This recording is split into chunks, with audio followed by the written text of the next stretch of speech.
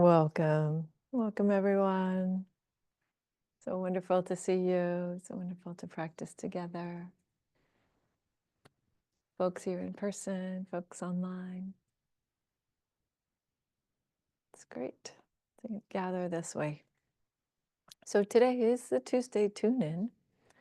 And yeah, despite my jet lag, I am able to tell what day of the week it is. Actually, it's not been so bad.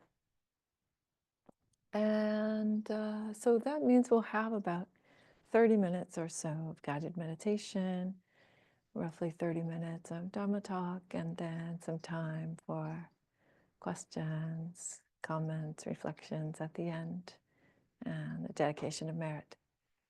So, but before I start the meditation, I just want to make a couple of quick announcements. One is there is registration open for the June retreat. That's a residential retreat. It's happening at Seven Oaks. Myself together with Jeff Rosenberg. And is it 8-day or 8-day or 12-day option? And that can go along with the 9-month course. So the extended course called Fundamentals of Dharma is open for registration now. It'll begin in June, so you can attend the retreat in person, or you can listen to the recordings of the retreat as the first month of that course, and then we'll move on to an 8-month exploration of embodying the Dhamma. What does it mean to move from thinking about the Dhamma to actually embodying the Dhamma? And looking at a variety of teachings about how to practice with the body in a way that enables us to learn more about our minds. So you can look at all that on the website. And yeah, I think our next brunch is on March 30th. So any folks who are local or who are planning on being around the Washington, D.C. area could come and have a meal with the Sangha. All right, so that's announcements for this evening. And I think for tonight, I would like us to just practice some mindfulness of breathing. Just gonna drop into the breath and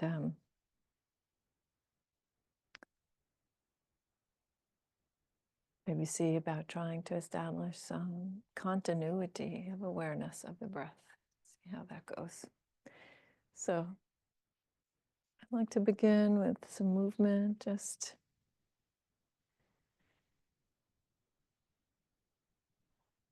gentle rocking of the body from side to side and from front to back.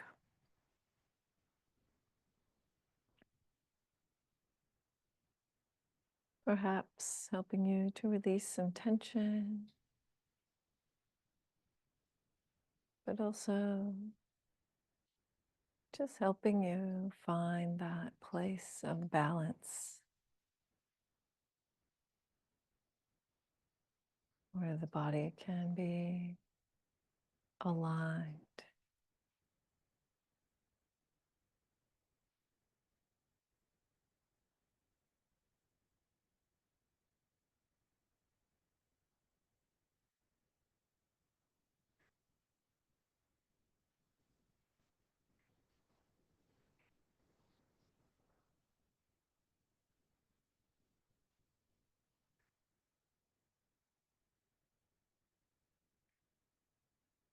Really sensing the weight of the body on your seat or whatever supports you're using.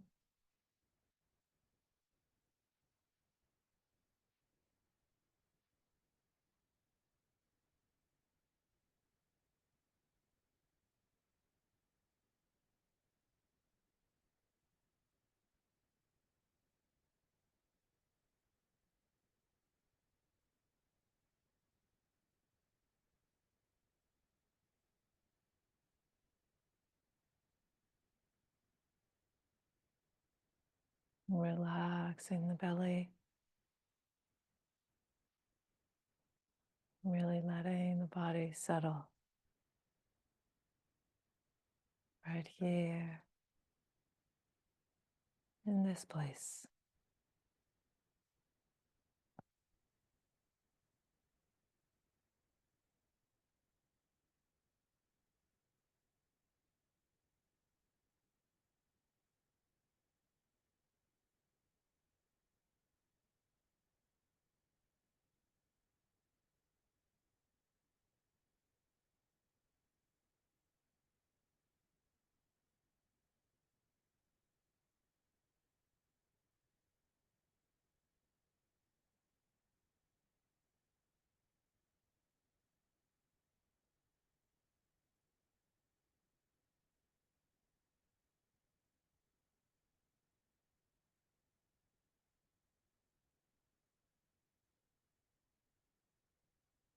If you want to relax the energy of the body, you can place your hands flat on your thighs. Or if you're feeling sleepy, you can gather the energy together.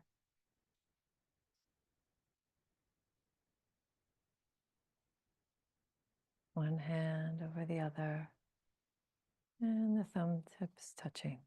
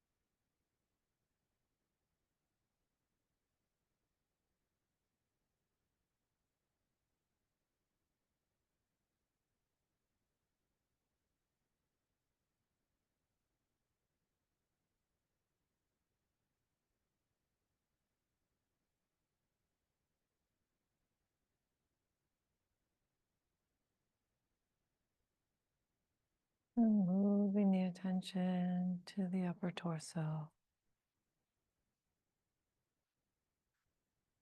or the nostrils, just starting to become aware of the breath.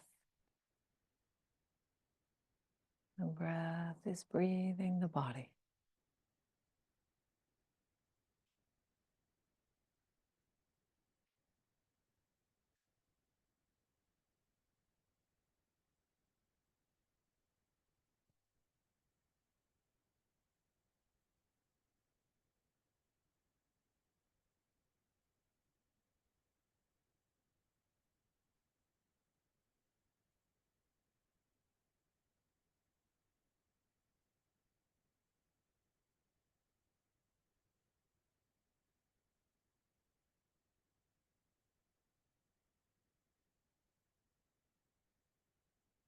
So you might feel the sensations of the breath in the diaphragm or in the chest, in the throat, in the nostrils.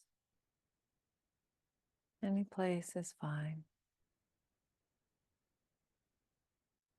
Just resting the attention wherever you feel those sensations of breathing.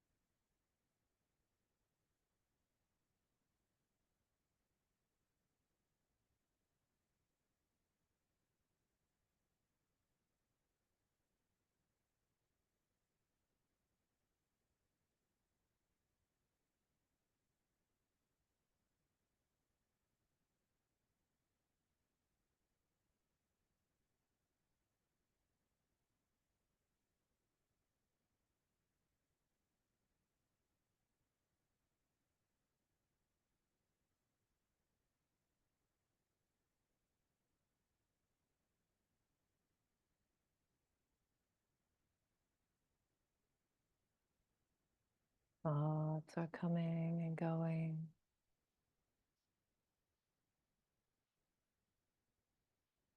And still the attention can stay on the sensations of the breath, breathing the body.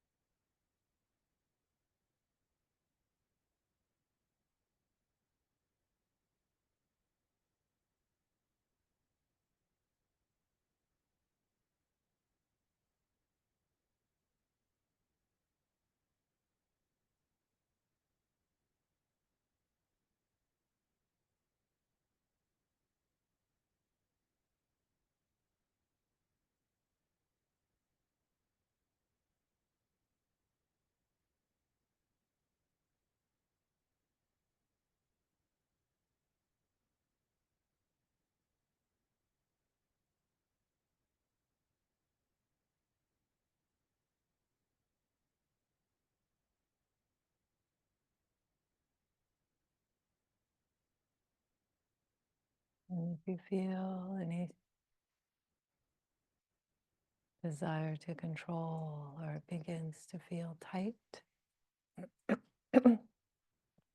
tension around the breath, you can just shift your attention down to the lower abdomen and observe the echo of the breath in the lower body.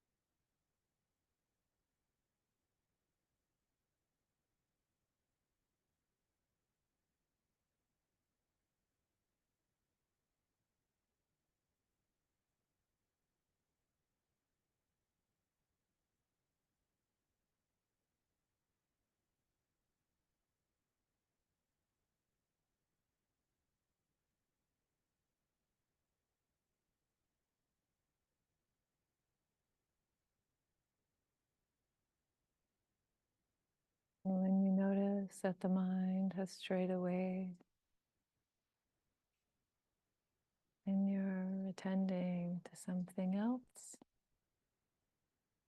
and that's your chance to come back and rest the attention on the breath again.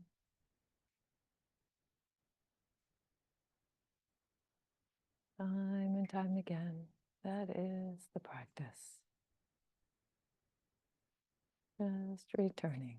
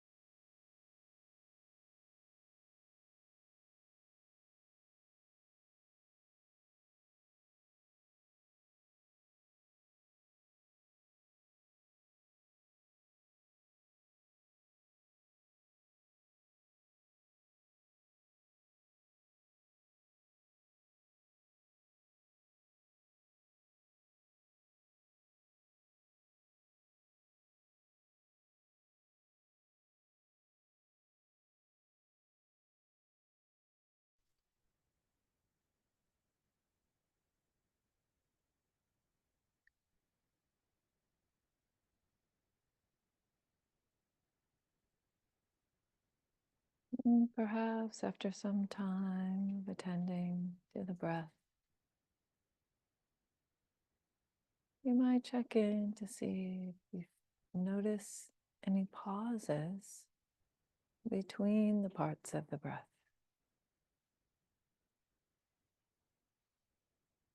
And really allow the attention to be present for the pauses as well.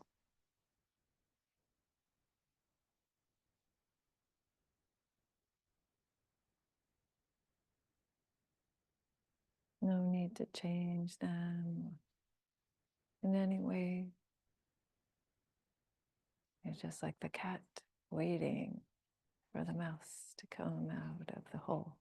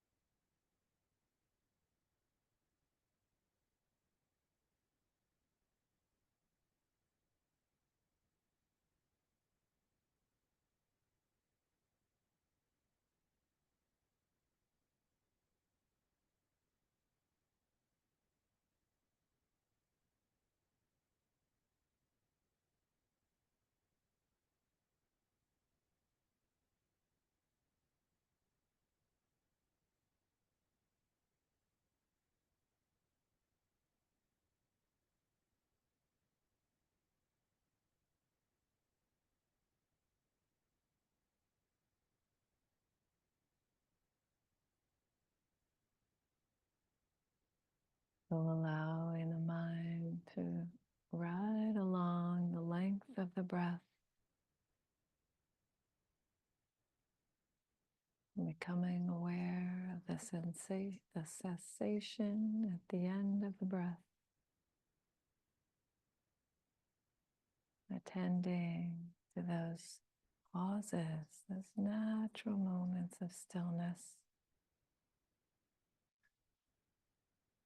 And then again, aware of the shift of the movement of the next breath.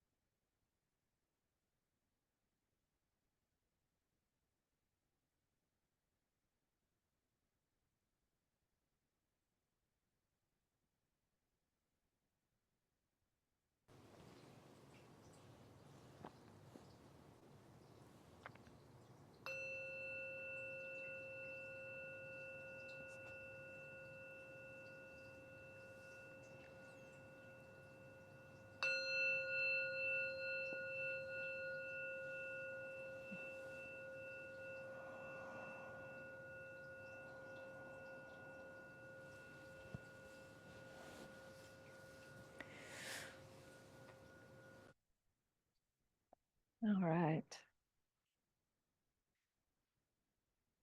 So if you have any questions or reflections about the meditation, we'll take those at the end.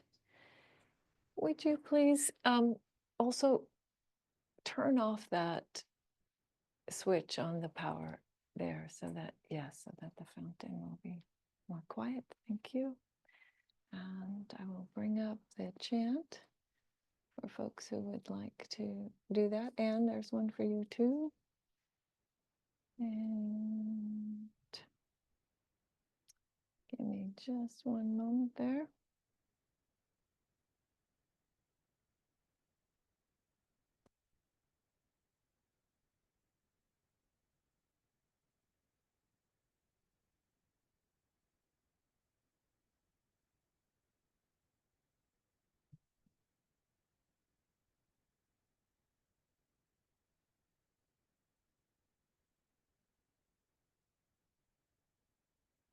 So this is the homage to the Buddha and to the triple gem of Buddha, Dhamma, Dhamma meaning teaching or truths, and Sangha, the community. And it's in the ancient language of Pali, so if that feels unfamiliar, you can just let it wash over you. And if you'd like to chant along, you can. Everybody online, please check to make sure that your mics are muted. Thanks so much for that. Namo tassa bhagavato arahato samma sambuddhassa. Namo tassa bhagavato arahato samma sambuddhassa. Namo tassa bhagavato arahato samma sambuddhassa. Bhutang dhammang sanghang namasami.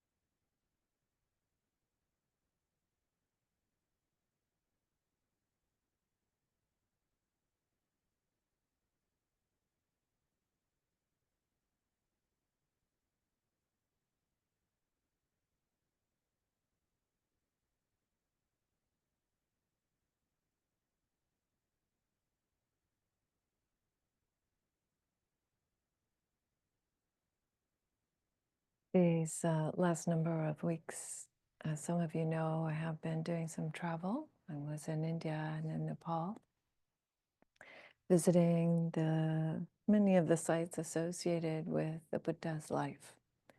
So the historical Buddha is a man, an Indian man who lived roughly 2,500 years ago or so, in 5th or 6th century BC. And in the northern part of India.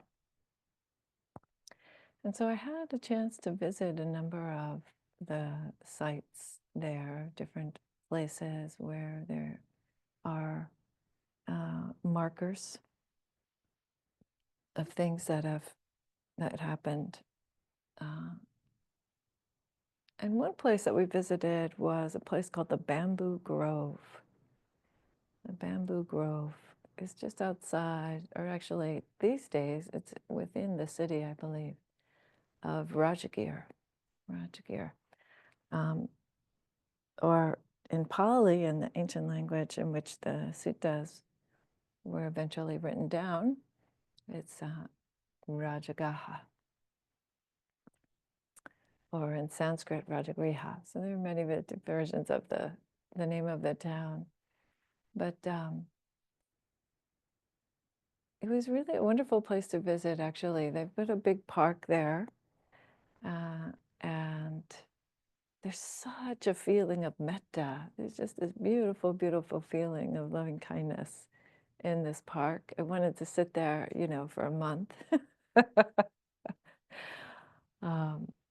But you know, as often happens, we only have a certain amount of time to visit each place. So it was shorter than that by a lot, but still lovely to visit there. And it's just a big, it's just, there's a meditation grove area in the park there. And some trees, you can sit under some trees. There's a small stupa that I'll talk about hopefully in a moment, but and a little kind of covered area. But one of the things that, so the bamboo grove is a place where the Buddha and many of his students, his disciples, would gather together outside of Rajagriha, and they would just practice. They would meditate, and the Buddha would give different talks, different teachings there, and one of the things that is interesting is that we often hear in the suttas this kind of thing, well, like somebody just walks up to and approaches the Buddha. And, you know, until I had been to India, I never really realized the extent to which that it's meant to be taken literally, you know. A lot of people, maybe millions of people in India, live most of their lives outside, outdoors. In fact, my roommate on the trip, Rebecca, commented about this as we were traveling along, you know, and we'd be riding on the bus and see lots of different people in different towns and such. And they live a lot of their lives outdoors. Sometimes they don't even have a door on the house or all the walls on the house. Or they're bathing in the river or bathing just, you know, at a spigot in the front yard. They eat outside. They defecate outside. They pray outside. They live most of their lives outdoors, which is a thing that many of us here in Western world cannot even imagine. We live such private lives, right? We live our lives behind closed doors almost all the time. So when I think about the way that the suttas speak about people just being able to walk up and approach the Buddha and ask a question, you know, it's quite literally true. You know, he would have been just sitting there in the park, available for questions. And thank goodness, right? Thank goodness, because so many of those encounters are the teachings that have come down to us now and that were remembered over the centuries, right? Memorized by people and handed down over the centuries. So I have a particular encounter that happened at the bamboo grove that I want to talk about today. It's one that I often mention, actually, because I think it's just such a really telling story, and one that is so useful, I think, so useful for all of us. So it's a story about the Buddha's encounter with a Brahmin. So just to say a tiny bit about that. So in the Buddha's time, there was what we call the caste system. So society was divided up according to birth. So you would be born into a particular social status, so to speak. And it's much more complicated these days than it was back then. Back then, there were, roughly speaking, only 4 castes. So there were the Brahmins at the top of society, and the Brahmins were people who inherited the responsibility for spirituality. That was their job. So they did all kinds of ceremonial things, and they had certain chants and things and fire ceremonies, and they would do blessings and exorcisms and all sorts of different types of activities related to the spiritual life. So they were at the top of the 4 categories. And then below them was the kshatriya. And the kshatriya is a category of what we might think of as like the local rulers. So they were both warriors because they were responsible for like defending the territory, as well as governing, politicians, so to speak. So they were the nobles. And the Buddha had been born into that particular group, that category in the society, but he'd left that to become a seeker. And then below that are the Vaishyas. Vaishyas are like the merchants and the people who do certain kinds of service work, and oftentimes the farmers also are the Vaishyas in that category below the nobles. And then you had the Shudras, and the Shudras are the people at the bottom of society who would do, who were slaves oftentimes, or who would do various kinds of very manual labor or sort of dirty labor around toilets and things like that. So this is a conversation between a Brahmin and the Buddha, okay? So you get a sense of, again, the Buddha has done what many people did in that time and still do in India, which is to kind of drop out of society in order to seek the answers to life's questions. So this sutta, this is from the Connected Discourses, so the Samyutta Nikaya, and it's from chapter 7, number 2 of the Samyutta Nikaya. And yeah, I won't get into too much about the Connected Discourses. So it says, it starts out right away. On one occasion, and so usually also there is this I have heard, which is a reference to the recitation of the suttas. But this one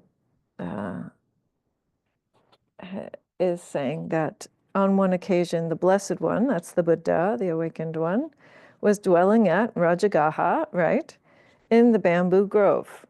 Right, okay, so we can imagine this kind of park-like setting, right? He's probably sitting under a tree there.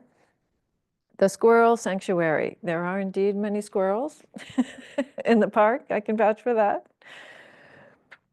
And the Brahmin, a Kosaka Bharadvaja. A Kosaka Bharadvaja. So Bharadvaja, the abusive, that's what a Kosaka means, the abusive one. And that's actually, it's always interesting. It's easy for me to remember the title of this sutta because in Spanish also, acosar means to abuse someone or to attack someone, acosar. So I don't know if it's related etymologically, but it sounds like it is.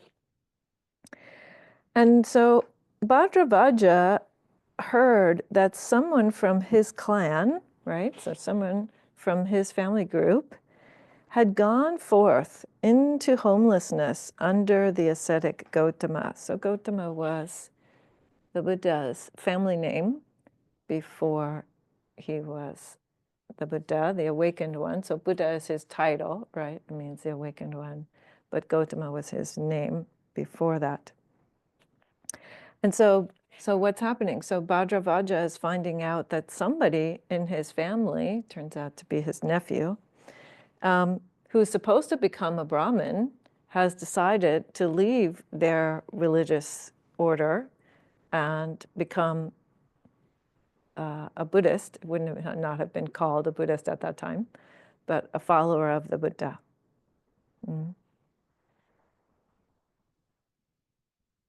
And he approached the Blessed One, he approached the Buddha and abused him and reviled him with rude and harsh words, angry and displeased. So he just walks up to the Buddha in this park and starts basically cussing him out. Right? So now, in fairness to Bhadravaja, that's a big deal for them, right? That somebody in this form of social understanding, that people are born into their roles in society, and he would have expected that this person would be helping out with the family business, so to speak, right? In some way. or that was the expectation, and that he had a very high rank, actually, right? But his nephew, that is, as well as him, had this very high rank in society. He's giving up, a lot of authority, so to speak, by doing this, So Bhadravajja thinks that's a terrible thing, and he comes and he basically chews out the Buddha over it. And then what happens? It says, when Bhadravajja had finished speaking, then, it's actually, I should pronounce this correctly. It's Bharadvaja. Thank you. Bharadvaja. So when Bharadvaja has finished speaking, the Buddha said to him, "What do you think, Brahmin?" So this is now a very common way that the Buddha speaks to people. He doesn't express some dogma and say, you should believe this. He likes to ask people questions so that they might come to their own conclusions. So he says, "What do you think, Brahmin? Do your friends and colleagues, your family members and relatives, as well as guests, come to visit you?" And Bharadvaja says, "Well, yes, sometimes they come to visit Master Gotama. Yes. Do you then offer them some food or a meal or a snack?" Now, where is this going, right? Imagine this scenario, right? So Bharadvaja says, "Sometimes I do." And then the Buddha asks another question. "But if they don't accept it from you, then to whom does the food belong?" And Bharadvaja responds, "If they don't accept it from me, then the food still belongs to me." Right? Makes sense. This is true of all of us. Okay. Then the Buddha says, "So too, Brahmin, we, those of us, myself and my disciples," is who he's talking about, "we who do not abuse anyone, who do not scold anyone, who do not rail against anyone, we refuse to accept from you the abuse and the scolding and the tirade that you let loose at us. It still belongs to you, Brahmin. It still belongs to you, Brahmin." So he makes a pretty clear boundary, right? This is not just like you just sit there in silence. The Buddha responds with a very, very clear acknowledgement that he doesn't accept this kind of language. He's not going to accept this kind of abuse. And part of what I appreciate about this dynamic is the Buddha is very clearly saying, acknowledging that Bharadvaja is angry. He's not ignoring him either, right? He's not denying the fact that this person is angry at him. He's very much acknowledging that. So he goes on to continue with the metaphor, and he says, "One who abuses his own abuser, who scolds the one who scolds him, is said to partake of the meal, to enter upon the exchange. But we do not partake of your meal. It still belongs to you. It still belongs to you." So again, he's making a pretty forceful statement here. And then he says, so the Brahmin says, so Bharadvaja says, "Oh, I see that Master Gotama still gets angry." Right? And then the Buddha replies in the verse, and this verse is translated this way. It's not rhyming anymore. Who knows if at one time it did. But he says, "How can anger arise in one who is free of anger, in the tamed one of righteous living, in one who is liberated by perfect knowledge, in the stable one who abides in peace?" So he's basically saying, right, I'm just here sitting peacefully, right? That's what's happening on this end of this equation. But then he makes a very, very interesting teaching, and this is the part that I really want to emphasize here. One who repays an angry person with anger thereby makes things worse for themselves. Not repaying an angry person with anger, one wins a battle that is hard to win. One practices for the welfare of both their own and the others when knowing that their foe or their opponent, we might say, is angry. One mindfully maintains their peace. And then this is it. When one achieves the cure of both, this is how Bhikkhu Bodhi is making this translation, or you could say the healing of both, one's own and others, even the people who consider them a fool are unskilled in the Dhamma. So there's another way of translating this, which is I think a little more clear in that last piece, which is the Buddha saying basically that one doesn't react to either the anger of the other person or one's own anger.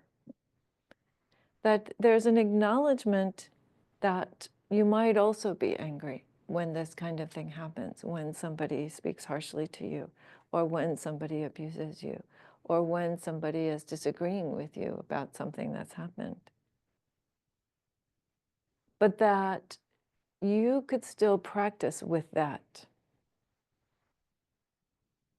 You could still practice with your own anger about it and with their anger about it. And do so in a way that doesn't escalate the situation, doesn't accept necessarily that kind of conflict as being where you want to go.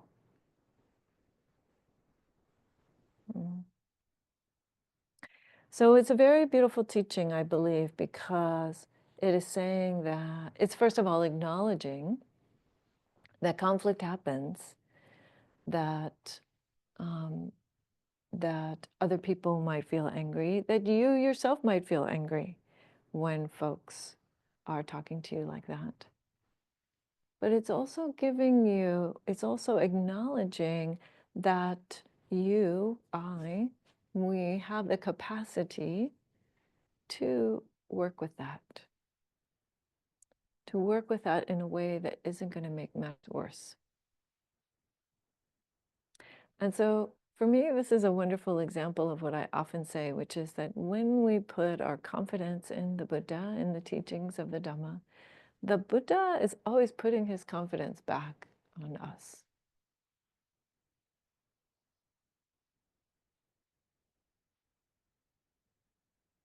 And in the same way, he did that with the Brahmin. He says, I don't have to take on your anger.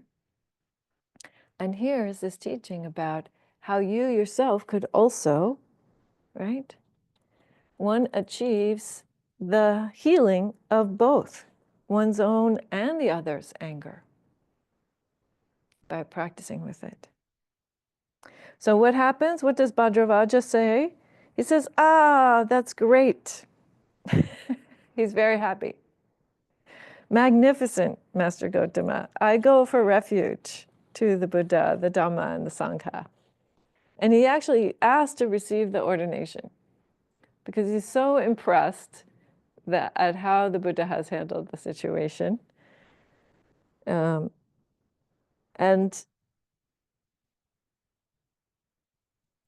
it says that he did receive the ordination and that he eventually wakes up. So it's a happy ending to the story, but it's a very I would say the Buddha expresses his confidence in us, but he's asking a lot, right? He's asking us to be able to discern someone else's anger, our own anger, tell the two apart, right? Deal with the heat and the agitation and what happens in our bodies and in our minds when anger's happening, right? He's saying, yep, you can attend to all of that. You can attend to all of that. And he's giving an example by talking about not taking it on, right?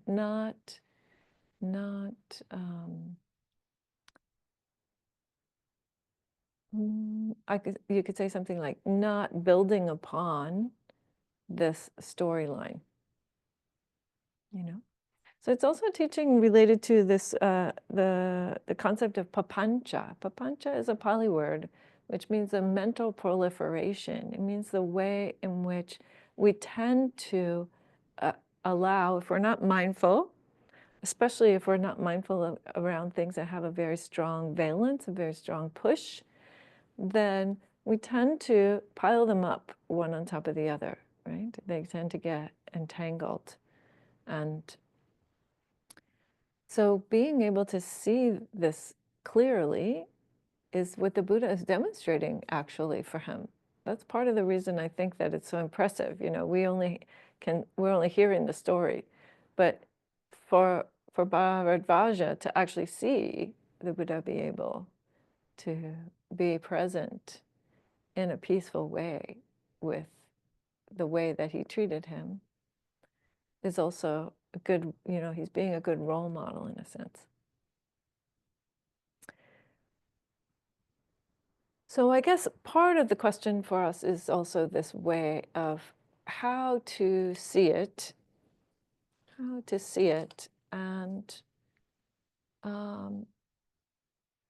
and be able to be present with that energy, right?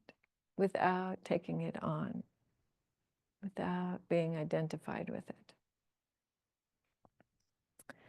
And that oftentimes is the reason why anger arises in us, is because, and again, another really good reason why this story is such a good example, is because oftentimes anger is an expression that happens when our sense of self is challenged in some way.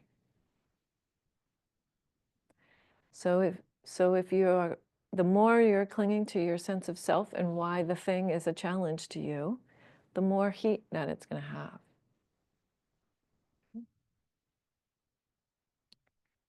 But if you don't take it on as something that belongs to you, and it's phenomena that might be very unpleasant and very uncomfortable and very reasonable in some cases, then by not taking that on, you can see how it also comes to its natural end.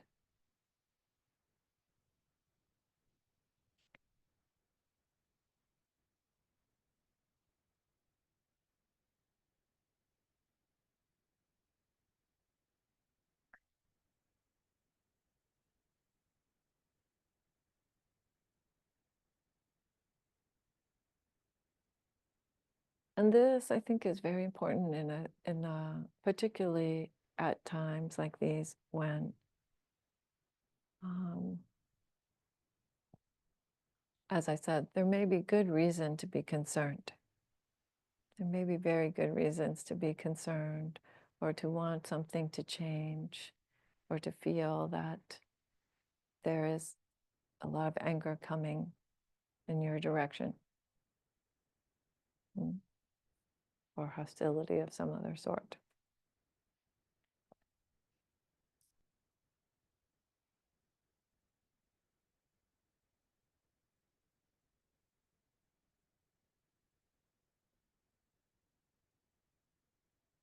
I used to practice with a young man at when I was at Tassajara in the monastery out in California, and he had been a social activist for many, many years. And I asked him about why he decided to leave that. And he said, because I realized that my job was just to make people pissed off. That's how I got people involved, and that's how people stayed involved, and that's how I had gotten involved, was just getting more and more angry. And the more angry that I was, then that was considered to be better for what was happening.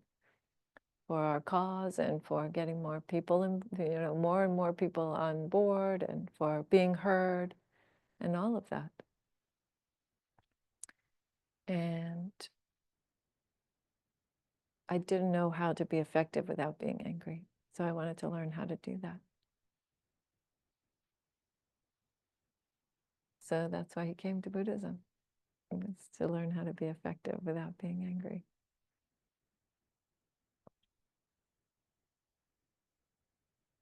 So, and he's still at it. He's still practicing, so somehow it's working for him. It's definitely working for him. So,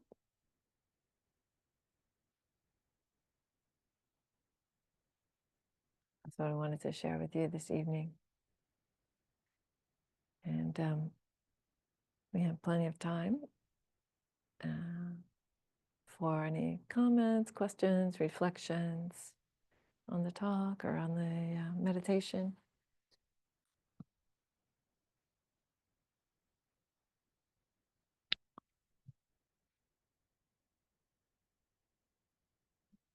Yes. And please say your name so that folks online know who you are. Okay. Hi, I'm Casey. Nice to see you all. So this talk is very timely. So I am not someone who goes to anger very easily, if that makes sense. But I can go towards passivity too much, if that makes sense. I don't like have a good middle way, I guess, if you want to call it. And so sometimes I feel like anger shows up if you feel like a boundary's been crossed, if that makes sense. Like there's something there. And so how do you, I guess this is like a lifelong work, but like how do you balance, I don't know if I'm gonna stick up for yourself or whatever that is, but like, speaking your truth or coming into your own power without being angry, but also not being walked on, if that makes sense. So that's my question. Yep. Thanks, Casey. Yep. Okay, so Casey wants to know about how to, maybe did everybody hear her? Yes? Oh, okay, good. Then I won't repeat it. Sometimes it happens that the person has the mic, but you still can't hear it, but you heard her. Good. So, right, so part of the key here is naming the feelings that are in the room, right? The feelings of what you think is happening for that other person, which is always to some extent a guess, right? But also what's happening for you, right? So that, what I have found anyway, is that that kind of clarity and that kind of, you could say, it's sort of putting a stake in the ground. Right? It's saying this, you have to for yourself actually name what's the phenomena that's happening, right? The thoughts, the ideas, the feelings, the emotions, or say, I can't find them, right? That's also another way to approach it if you can't find them. But having done that, then you have already stood up for yourself to some extent.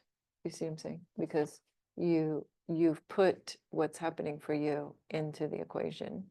And so you can't be passive if you are naming what's there and putting it on the table. Pardon? Out loud. Yeah, I think out loud is helpful. I mean, again, unless you feel like the consequences of that is something you're not prepared to deal with, and then you have to sort of figure out a different way of how to take that offline and attend to it offline, right? So like in a professional situation, sometimes it's like that, right? When I was a chaplain, for example, it's very much like that. I'm attending to what's going on for that person, and I might be putting in a little bit of what's happening for me, but most of my professional role is not to do that, actually, and I need to take that offline and deal with that with somebody else. And so, but yeah, but I think that that aspect of sort of naming and seeing yourself and the other person and kind of inviting that other person or other people, if it's more than one, into that same role, it sort of brings everybody into a more balanced relationship.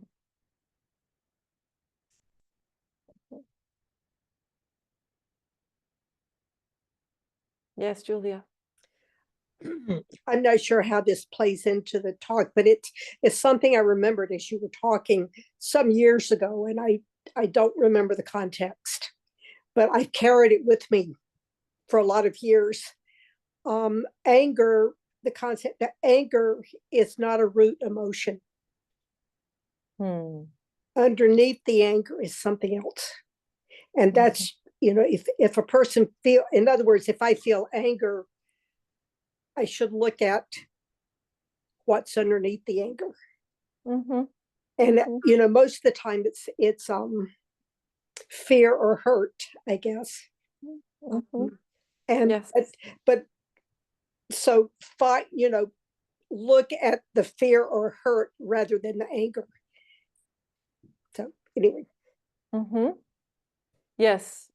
Yeah, I agree, Julia, that if you can assess the source of the anger for you, what is it that is creating that that heat, that agitation, then that's also more helpful. Yeah, definitely. But even just to acknowledge, I think even just enough, sometimes it is enough just to say that the anger is here. I think one of the issues that can come up for practitioners especially is can be this feeling like anger's not okay, and it's like, well, I don't think that that's a particularly helpful teaching. I would say anger has its pain. Anger's painful, right? Anger has its payback. So it's not that it's not okay. It is if it's here, it's here. And feelings have validity because they're here, but and for some people, I mean, I myself, I remember this when I was a young woman, I used anger a lot to kind of screw up my courage. I really couldn't say certain things or approach certain people even without having that, as a way of sort of positioning myself or feeling strong enough to do it.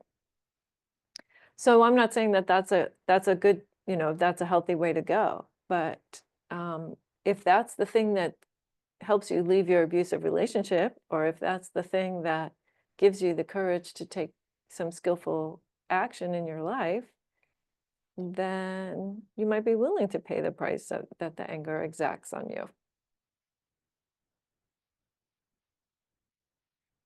Yeah. And I agree. Yes. Hurt, usually, right? Hurt, sadness, or fear are usually the two main underlying causes there. Yeah. Definitely.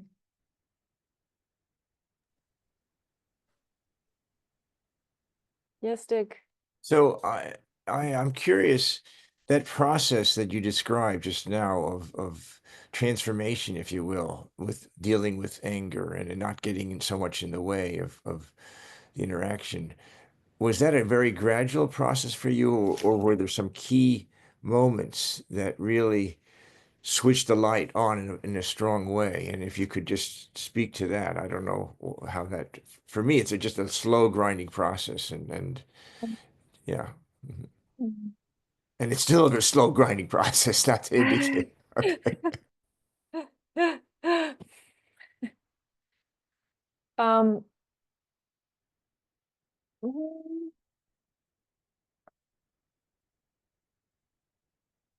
I mean, I think there were a couple of key moments. There were a number of key moments. One of the key moments is a story that I sometimes tell about myself and the other gentleman who was the residence rep at San Francisco Zen Center for a while, and seeing how I had created an idea of what was happening between us, what had actually happened, about the phone numbers getting put up on the bulletin board or not. I'm not going to go through the whole story. Some of you have heard it, some of you are nodding your heads. But it was a situation in which I thought I knew exactly what had happened. I thought I could see on the wall literal evidence of what had happened, and that I had every right to be angry with this person. And then that turned out to be not the case at all. Like, that wasn't at all what had happened. So that was a very key moment for me, because it helped me to understand the way in how hooked I was by the story. Even if the story had been right, it was something about the way in which the story, the telling of the story, was so important and so agitating, and yet juicy, right? And yet there was something attractive about that I needed to learn to let go of the attractiveness of that, right? The juiciness of that kind of. And I think that's the thing, the big thing that eventually has allowed me to release, I wouldn't say all of my anger, but certainly 99.99% is this, I'm very aware of how unpleasant it is now. There was a time in my life when I thought it was pleasant, or I thought it was the right thing to do, or whatever. And I don't have that anymore. I'm very, very aware of how unpleasant it is in the body and in the mind, how much, it stirs up. And the more that I became aware of that, and the more that contrast became stronger, right? The more that my state, whatever my normal state of settledness was a greater and greater contrast between the angry state and the, sort of mundane state, then the more that it made sense, like, oh, this angry thing doesn't make sense at all to me anymore. I can just tell that this is yucky. Like that teaching where the Buddha says that getting angry, especially at somebody else, is like picking up a burning coal, right? Who gets hurt first? You might throw it at them. You might have picked it up in order to throw it at them. That's the metaphor that he says, picking up a burning coal as if to throw it at them. But and he doesn't ask that question. I'm asking that question. Who got hurt first? Right, the one who picked up the hot coal. That was me. So the more that I was able to observe that and really take that in and really see how harmful it is, then the less I want to go there. I just don't want to go there. So I'd rather work out some other way of taking care of that fear, or taking care of that hurt, or taking care of whatever it is that I think needs to get accomplished.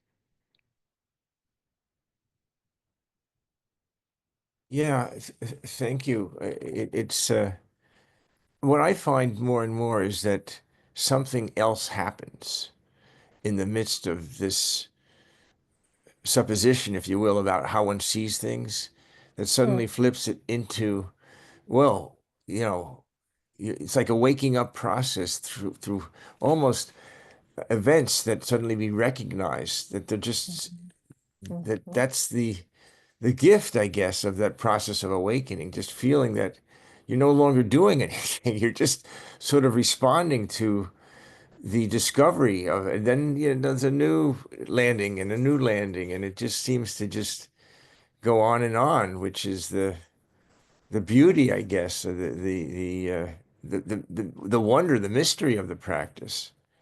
Yes. Yeah. Yeah. Yes. I'm also reminded of that phrase, there's that phrase oftentimes in the sutta of turning right side up what had been upside down, right? Mm-hmm. So that's what happened when I had that incident with the resonance wrap, or at various points where I noticed how painful, actually, how uncomfortable anger is, right? Up until that point, it was like, no, this is something that I think is necessary, or something that I think is good, or something that I think is, again, like juicy, or I feel alive, or I feel good courage, or whatever it was that I thought I needed. But then when I start to see the painful part, right, it's like, oh, ding. Yeah. Every time it shows up, right? Every time it shows up, I don't need to do anything different. It's already, right, ding. Yeah. Yeah. Well, each person that we come into, there's that opportunity for that ding coming up, right? I mean, it's just, and that's the beauty of Sangha. I mean, that to me is the essence of it. Yeah. Okay. Yeah. Yes. Yeah. Yes. And this is again why mindfulness is crucial, right? Because until you can begin to observe these kinds of processes happening in your heart mind, then, right? And you can observe them in detail and with that kind of dry eye, like what's really going on here? Is this pleasant? Is this unpleasant? Is it appropriate? Is it not appropriate? Then there's no way to even really have any kind of like aha about it. Yeah. Yeah. Thank you so much. Yeah, it's beautiful. Yeah.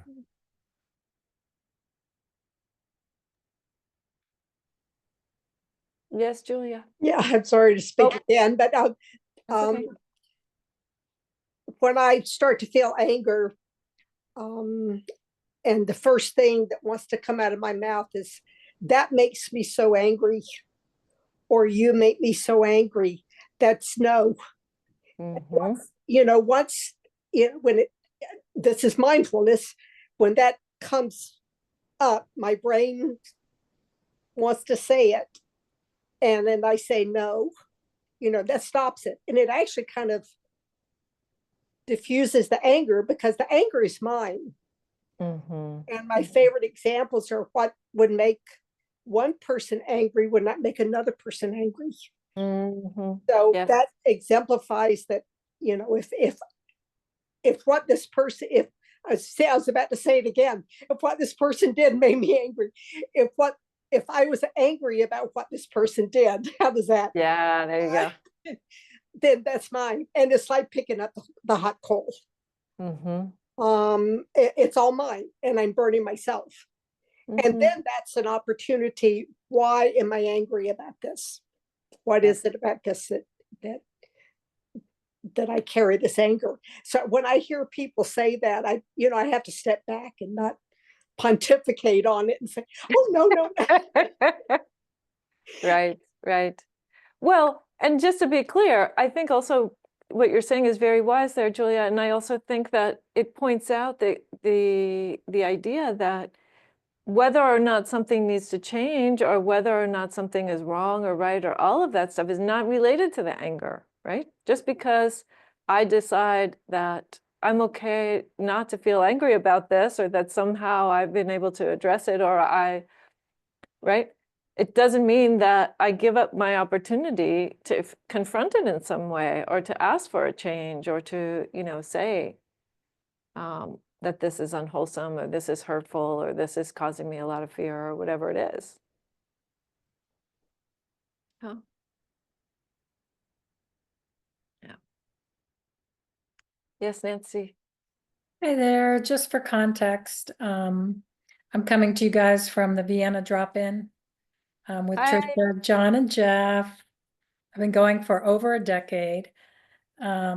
But I also Beautiful. have an online Sangha that meets on Tuesdays. And we shared a lot of anger today. And in listening to your story about the Brahmin and the Buddha, it kind of dawned on me how anger, reacting or responding to anger is really that shared suffering.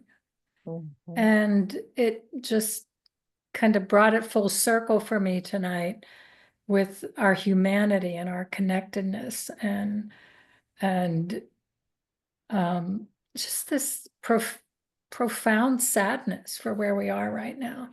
And so I thank you for that story. That was something that just brought, you know, this whole chaos into a deeper focus for me. So thank you. Thank you for sharing that context. Definitely glad that, yeah, glad that it's meeting you where you are and meeting us all in some way. Yes, Hamza.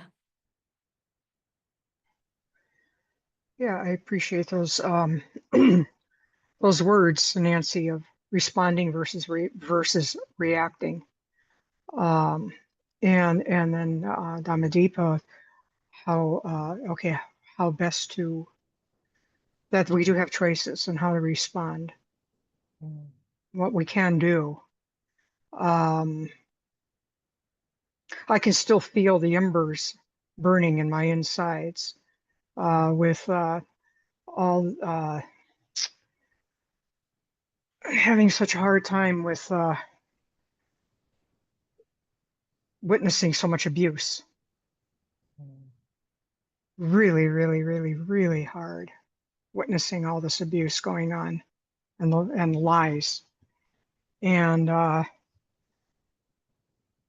finally had to disengage from, thought, this is not helping. It's one thing to be informed, but okay, give it 24 hours and just really lather on the metta and the compassion.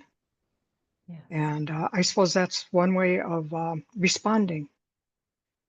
So I guess I wouldn't mind hearing a little bit more feedback from you, Dhammadīpā, in regards to witnessing.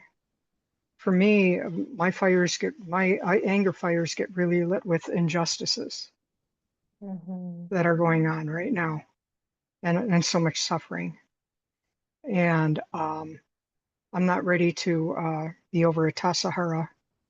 I'm not quite sure where to be, other than today was practicing metta and compassion. So I'd appreciate any other thoughts or words you may have. Thank you.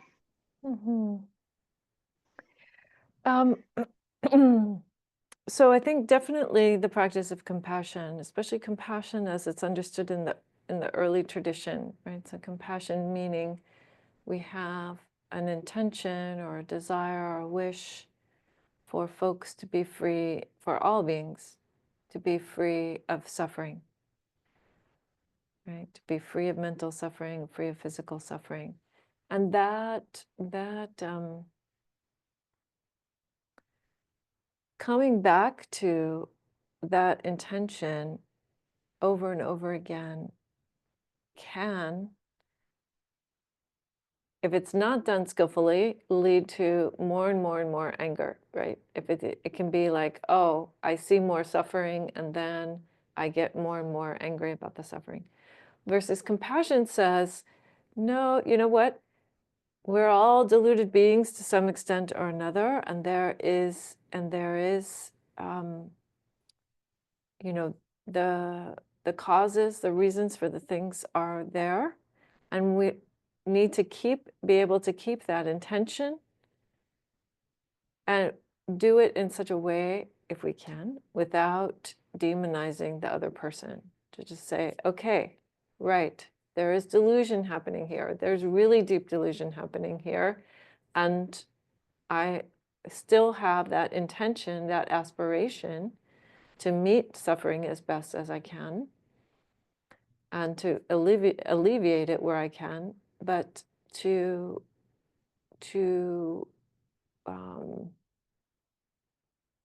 cut off from the perpetrators of suffering is only adding more suffering in myself, right? So that's one aspect, is to really just, again, time and time again to look at our own suffering and start to understand, acknowledge the causes of our own suffering over and over again. What's happening there? The other part I would say that helps for me personally is just to also think about karma, right? So we are subject to, everybody is subject to the workings of karma, I believe. And what that means is that if we do things or say things or even think things with unwholesome intentions, then that ends up having some kind of negative result. And if we do things with wholesome intention, ethical intention, then that ends up having ultimately a positive result. So, and we are sometimes the result. We are sometimes part of somebody's consequence. So for example, like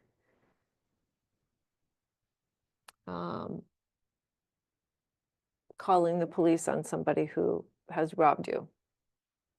That is being part of the consequence of their karmic result.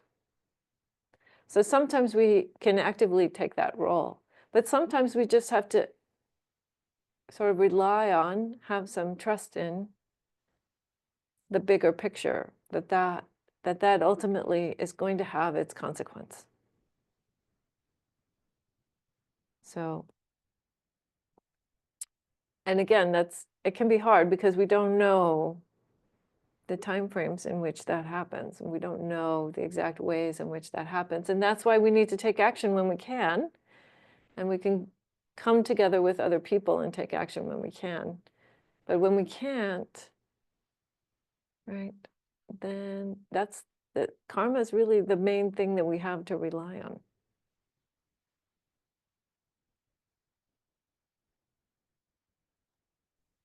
Thank you. That's real helpful.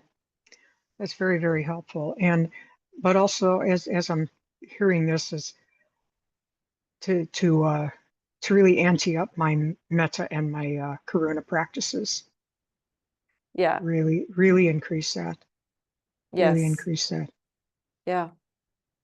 Yeah. So And the I think that's one of the reasons why compassion. So we have the Bodhisattva of Avalokiteshvara, right? We have she is known as Guan Yin in China. He is known as Avalokiteshvara, mostly in India, and Kannon in Japan, and so on. Chenrezig in Tibet.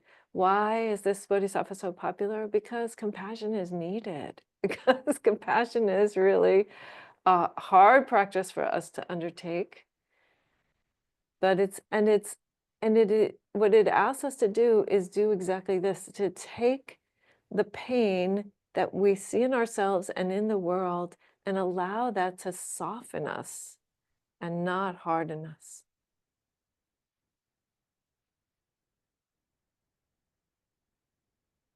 and one more thing that if I may, Yeah, please. add is when I remember to do self-compassion in the sense that that self-compassion is not shooting that second and third and fourth arrow. Mm-hmm. Mm-hmm. You know, just like stop, Hamsa, stop it. Mm-hmm. No, just stay with that first arrow. Mm-hmm.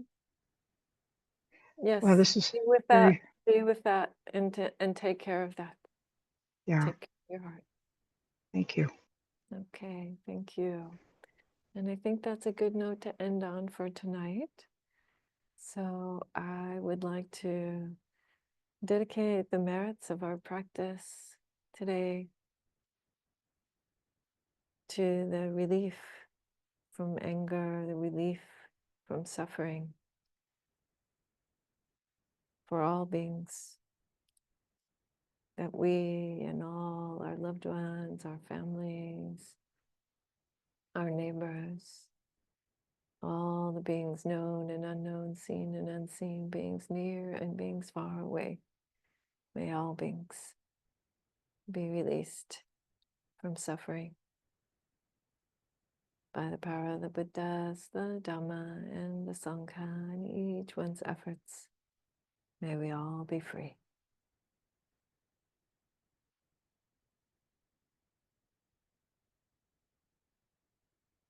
All right, friends. Wonderful to see you as always. Have a good evening. Sangha. Bye. Wonderful Metta day. to all. Thank you. Yes. Thank you. so Metta much. to all of you. Peace. Peace. Yes.